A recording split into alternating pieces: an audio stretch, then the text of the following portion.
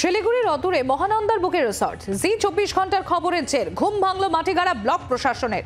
সকাল থেকে ভূমি রাজস্ব দপ্তরের সঙ্গে কথা হয়েছে, গোটা বিষয়ে তদন্তে নেমেছি জানালেন বিডিও বিশ্বজিৎ দাস। আমাদের কর্মীরা সেখানে কাজ করছেন, নদীর চরে বাণিজ্যিক প্রতিষ্ঠান সম্ভব নয় জানালেন মাটিগাড়া ভূমি রাজস্ব দপ্তরের আধিকারিক সিসি ভুটিয়া। শিলিগুড়ির অদূরেই মহানন্দার বুকে রিসর্ট জি 24 ঘন্টার খবরের জের ঘুম ভাঙল মাটিগাড়া ব্লক প্রশাসনের। সকাল থেকে ভূমি রাজস্ব দপ্তরের সঙ্গে কথা হয়েছে, গোটা বিষয়ে তদন্তে নেমেছি জানালেন বিডিও বিশ্বজিৎ দাস। আমাদের কর্মীরা সেখানে কাজ করছে, নদীর চরে বাণিজ্যিক প্রতিষ্ঠান সম্ভব নয় জানালেন মাটিগাড়া ভূমি রাজস্ব দপ্তরের আধিকারিক সিসি ভুটিয়া। বিডিও বিশ্বজিৎ দাস তিনি কি বলছেন শোনাবো আপনাদের।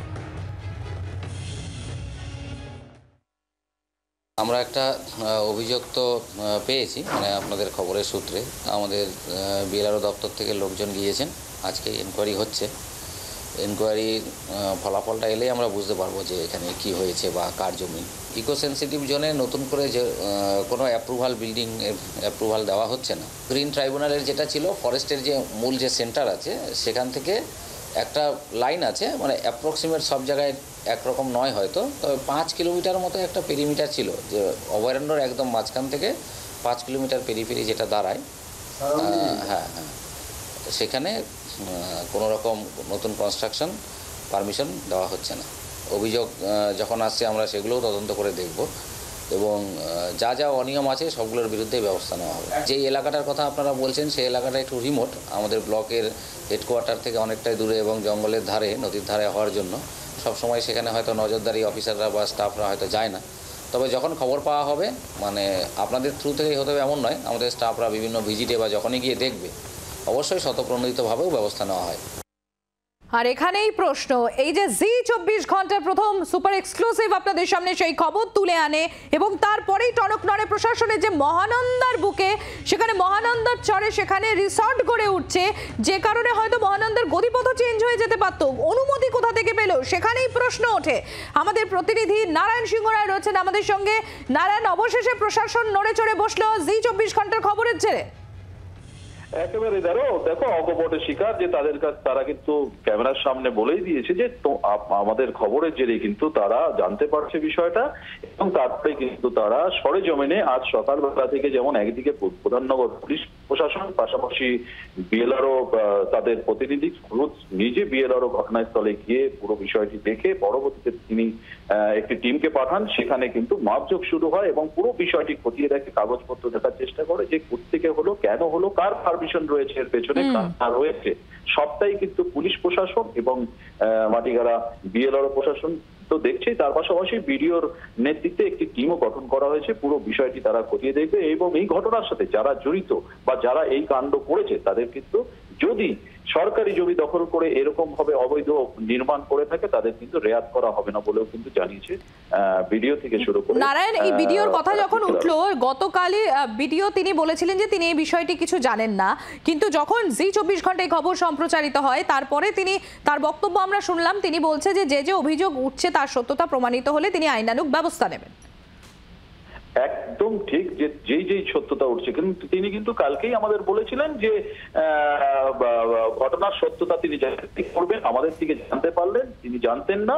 পুরো বিষয়টি তিনি খতিয়ে দেখবেন এবং যদি ঘটনার সত্যতা যাচাই হয় তাহলে কিন্তু দোষীকে কঠোর শাস্তির ব্যবস্থা করা হবে এবং প্রশাসনকে বলা হবে কোনোভাবেই যাতে রেয়াত না করা হয়। সেই মোতাবেক কিন্তু তিনি আজ প্রথমে প্রধাননগর থানার পুলিশ আইসির সাথে কথা বলেন এবং ঘটনার বিবরণ দেন, এবং সেই মোতাবেক কিন্তু প্রধাননগর থানার আইসি, প্রধাননগর থানার পুলিশের টিম গিয়ে সেই ঘটনাস্থলে গিয়ে তারা দেখে আসে। তার পাশাপাশি কিন্তু বিএলআরও কেউ বলেন তিনি, এবং বিএলআরও কিন্তু তিনি প্রতিনিধি, তাদের বিএলআরও একটি প্রতিনিধি টিম নিয়ে গিয়ে সেখানে কিন্তু গিয়ে পুরো ইনকোয়ারি করে আসে এবং বিকেল অবধি কিন্তু সেখানে একটি টিম সেখানে গিয়ে মাপজোক করে এবং সরকারি জমি রয়েছে কিনা সমস্ত কিন্তু খতিয়ে দেখে এবং তার যাবতীয় পেপারস রয়েছে কিনা সবটাই কিন্তু তারা খতিয়ে দেখে, এবং তারা কিন্তু বলে খুব শীঘ্রই জেলা প্রশাসনকে এই রিপোর্ট পেশ করবে এবং এই ঘটনার সাথে যারা জড়িত কাউকেই রেয়াত করা হবে না বলে কিন্তু জানিয়েছেন বিডিও থেকে শুরু করে পুলিশ প্রশাসন। নারায়ণ, তুমি আমাদের সঙ্গে থাকো। শিলিগুড়ি মেয়র গৌতম দেব তিনি কি বলছেন শোনাবো আপনাদের।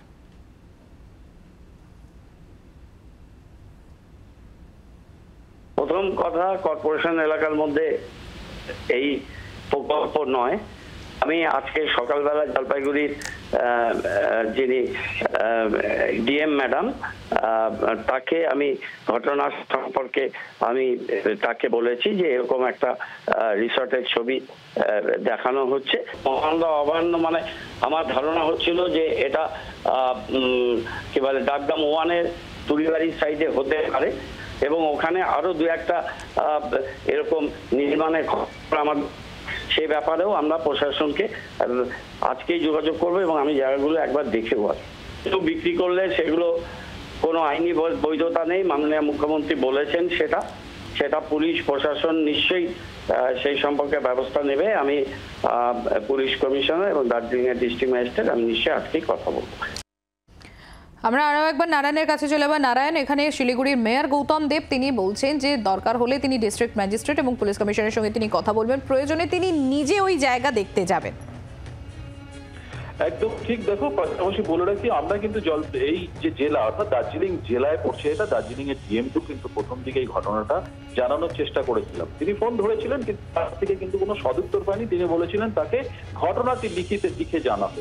আমি কিন্তু গতকালই ডিএমকে লিখিতভাবে টোটাল ঘটনাটা জানাই, তার সদুত্তর কিন্তু এখন প্রায় 24 ঘন্টা হতে চলে আজ অব্দি পাইনি। হ্যাঁ, যদিও এই ঘটনা নিয়ে যখন বিএলআরও কে এবং ভিডিওকে জানানো হয়, ভিডিও কিন্তু নড়ে চড়ে বসে আমাদের, এবং আমাদের খবর সম্প্রচারিত হওয়ার পর কিন্তু আজ সকাল থেকেই কিন্তু তারা সরেজমিনে সেই ঘটনাস্থলে গিয়ে পুরো ঘটনাটি তারা দেখে এবং ঘটনার সত্যতা যাচাই করার চেষ্টা করে। তবে তাদের কিন্তু অকপটে স্বীকারোক্তি দিচ্ছে যে নদীর মধ্যে এইভাবে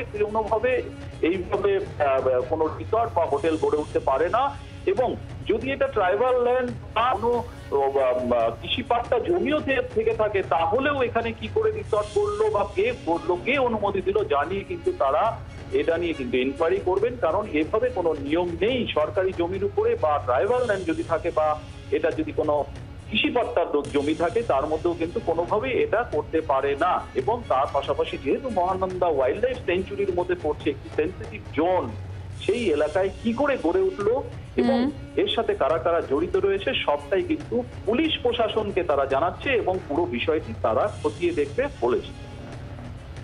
ধন্যবাদ নারায়ণ।